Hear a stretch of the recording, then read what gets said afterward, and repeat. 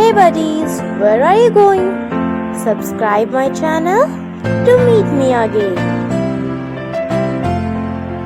Hello everyone and welcome to our channel Fly School, and today we are going to do the fourth part of our chapter, that is the nationalism in India, and the fourth part is the sense of collective belonging. Okay, so let's start with the fourth part. Nationalism spread when people begin to believe that they are all part of the same nation when they discover community that binds them together. But how did the nation become a reality in the minds of people? How did people belonging to different communities, regions or language groups develop a sense of collective belonging? तो इसका मतलब ये है कि nationalism तभी start होता है, तभी स्प्रेड होता है जब लोग ये बिलीव करना शुरू कर दें कि वो एक सेम नेशन के ही पार्ट हैं और वो कहीं ना कहीं यूनाइट होते हैं। लेकिन ये जो नेशनैलिटी है ये लोगों के माइंड में कैसे स्प्रेड होगी, ठीक है, अलग अलग कम्युनिटीज़ के लोग, अलग अलग रिलीजन के लोग एक साथ कैसे रहेंगे। This sense of collective belonging came partly through the experience of united struggles, but there were also a variety of cultural processes through which nationalism captured people's imagination. History and fiction, folklore and songs, popular prints and symbols all played a part in the making of nationalism. तो ये जो collective belonging मतलब एक साथ होने की जो वो है, सेंस है, वो लोगों के अंदर कहाँ से आए? यूनाइटेड जब उन्होंने स्ट्रगल किया अपनी फ्रीडम के लिए, यूनाइटली उन्होंने स्ट्रगल किया, तब लोगों के अंदर ये एक सेंस आई कि वो यूनाइटेड हैं। But there were also variety of cultural process. तो अलग अलग कल्चरल प्रोसेस, अलग अलग वेराइटीज थी बहुत सारे कल्चरल प्रोसेस की, और जिसने लोगों की इमेजिनेशन को कैप्चर किया। हिस्ट्री एंड फिक्शन, अलग अलग चीज़, जैसे हिस्ट्री को लेकर के, और फिक्शन जो लोगों का हुआ करता था, सॉन्ग्स हुआ करते थे, फॉल्कलोर है ना, पॉपुलर प्रिंट, सिंबल्स, ये सब कुछ क्या था? ये सब कुछ एक पार्ट थे नेशनलिज्म को बनाने में। The identity of the nation, as you know, is most often symbolized in a figure और image. This helps create an image with which people can identify the nation. It was in the 20th century, with the growth of nationalism, that the identity of India came to be visually associated with the image of Bharat Mata. तो एक nation की जो identity है वो picture या figure से ही की जाती है। तो इसमें बेसिकली आपको बताया है कि 20th सेंचुरी में भारत माता का एक पिक्चर बनाया गया था और उसी को पूरा एक नेशन को विजुअलाइज करने का तरीका माना गया था। The image was first created by Bankim Chandra Chattopadhyay in the 1870. He wrote Vande Mataram as a hymn to the motherland. तो ये पहली बार ये जो पिक्चर है ये बनाया था किसने? बंकिम चंद्र चट्टोपाध्याय ने, और उन्होंने 1870 में वंदे मातरम भी लिखा था अपनी मदरलैंड के लिए। Later, it was included in his novel Anand Math and widely sung during the Swadeshi movement in Bengal. और उसके बाद उनकी जो नॉवल थी आनंद मठ, उसमें ये जो वंदे मातरम है वो लिखा गया और वंदे मातरम को स्वदेशी मूवमेंट पर पूरे बंगाल में गाया गया था। Moved by the Swadeshi movement, Abanindranath Tagore painted his famous image of Bharat माता। और स्वदेशी मूवमेंट के बाद अबनिंद्र टैगोर ने उनकी जो फेमस इमेज है, ये जो फेमस इमेज थी भारत माता की, उन्होंने उसको बनाया।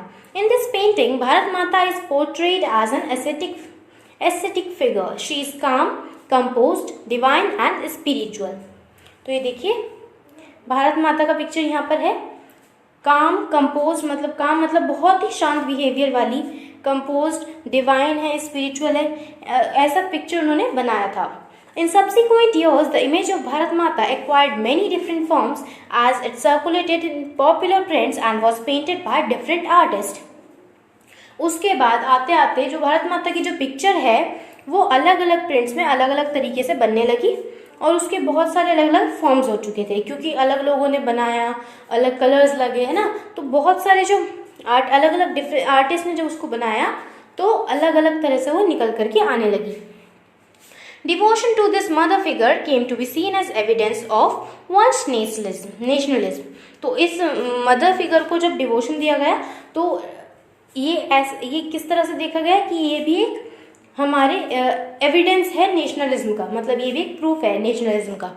Ideas of nationalism also developed through a movement to revive Indian folklore. In late 19th century, India nationalists began recording folk tales sung by bards and they toured villages to gather folk songs and legends. तो 19th century में लोगों ने folk songs गाना शुरू किया, है ना, और वो अलग अलग विलेज के जाके मतलब इकट्ठा करते थे और folk songs गाते थे। These tales, folk songs में उनकी टेल्स हुआ करती थी, टेल्स मतलब कहानियाँ हुआ करती थी। These tales they believed gave a true picture of traditional culture that had been corrupted and damaged by outside forces। और इन कहानियों में वो एक ऐसी पिक्चर रिवील करते थे, वो ऐसी पिक्चर दिखाते थे कि उनका जो कल्चर था वो जो बाहर की जो फोर्सेज हैं जैसे कि ब्रिटिशर्स आए थे उन लोगों ने डैमेज करी है। It was essential to preserve this folk tradition in order to discover one's national identity and restore a sense of pride in one's past। और वो कहते थे कि इसको बचाना बहुत जरूरी है। In Bengal, Rabindranath Tagore himself began collecting ballads, nursery rhymes and myths and led the movement for folk revival। तो बंगाल में तो रविंद्रनाथ टैगोर ने खुद से ही बैलेट्स लिखना शुरू कर दिए। बैलेट्स बोलते हैं उन पोएम्स को जो मतलब जिनके अंदर स्टोरीज होती हैं, ठीक है। और in Madras Natesa Sastri published a massive 4-volume collection of Tamil folklores the folklore of southern India. Madras में नतेसा शास्त्री जी ने एक 4-volume कलेक्शन बनाया था जिसमें तमिल फोल्क टेल्स थी, उसका नाम था the folklore of southern India. तो वो पूरा जो था सदर्न इंडिया के बारे में था। He believed that folklore was national literature. It was the most trustworthy manifestation of people's real thoughts and characteristics. As the national movement developed, nationalist leaders became more and more aware of such icons and symbols, unifying people and inspiring in them a feeling of nationalism। जैसे जैसे movement ये बढ़ता रहा वैसे वैसे जो leaders थे वो अलग अलग तरीके से, अलग अलग सिंबल्स से, अलग अलग आइकन्स से नेशनलिज्म की फीलिंग जो थे उनको डेवलप कर रहे थे। During the Swadeshi movement in Bengal a tricolour flag red, green and yellow was designed. Swadeshi movement के दौरान बंगाल में एक ट्राइकलर फ्लैग जिसमें कौन कौन से कलर थे, रेड, ग्रीन और येलो कलर थे, वो डिजाइन किया गया। It had 8 lotuses representing 8 provinces of British India and a crescent moon representing Hindus and Muslims। तो उसके अंदर क्या था, 8 लोटस थे जो कि रिप्रेजेंट कर रहे थे ब्रिटिश इंडिया की 8 प्रोविंस को, ठीक है। और एक क्रेसेंट मून था जिसको जो चीज़ किसको रिप्रेजेंट कर रही थी, हिंदूज और मुस्लिम्स को। By 1921 Gandhi ji had design the Swaraj flag. और 1921 तक गांधी जी ने स्वराज का जो फ्लैग है उसको डिजाइन किया था। और उसके अंदर जो 3 कलर थे वो थे रेड, ग्रीन और वाइट। और बीच में एक स्पिनिंग व्हील था जो कि गांधी जी के आइडियल को रिप्रेजेंट करता था। Carrying the flag, holding it aloft during marches became a symbol of defiance. तो फ्लैग को लेकर चलना और होल्ड करके चलना मार्च के टाइम पर एक सिंबल बन चुका था डिफाइंस का।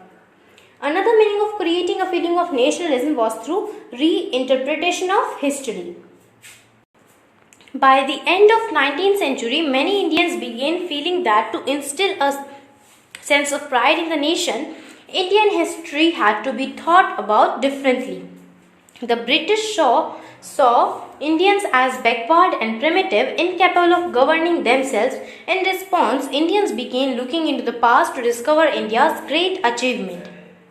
तो अब एक तरह से नेशनलिज्म को डेवलप करने का तरीका उन्होंने देखा कि हम हिस्ट्री को री इंटरप्रेट करेंगे। ओके, तो 19th सेंचुरी तक इंडिया को क्या दिखाई देता था कि उन्होंने कुछ भी नहीं किया, ठीक है। India's began feeling that to instil a sense of pride in the nation. Indian history को उनको लगा कि 19th सेंचुरी में उनको लगा कि जो हमारी हिस्ट्री है हमें उसको और उभार करके बाहर लाना है। क्योंकि ब्रिटिशर्स क्या सोचते थे कि जो इंडियंस हैं वो बहुत ही प्रिमिटिव हैं, बैकवर्ड हैं और वो खुद को गवर्न नहीं कर सकते, वो इतने कैपेबल नहीं है जो वो खुद को गवर्न कर सकें। इसके रिस्पॉन्स में इंडिया ने अपने पास्ट के जो अचीवमेंट्स हैं उनको बाहर निकालना शुरू कर दिया। They wrote about the glorious developments in ancient time when art and architecture, science and mathematics, religion and culture, law and philosophy, crafts and trade had flourished। तो इन सब के बारे में लिखा कि ये कहाँ से आए, कैसे इंडिया में डेवलप हुए।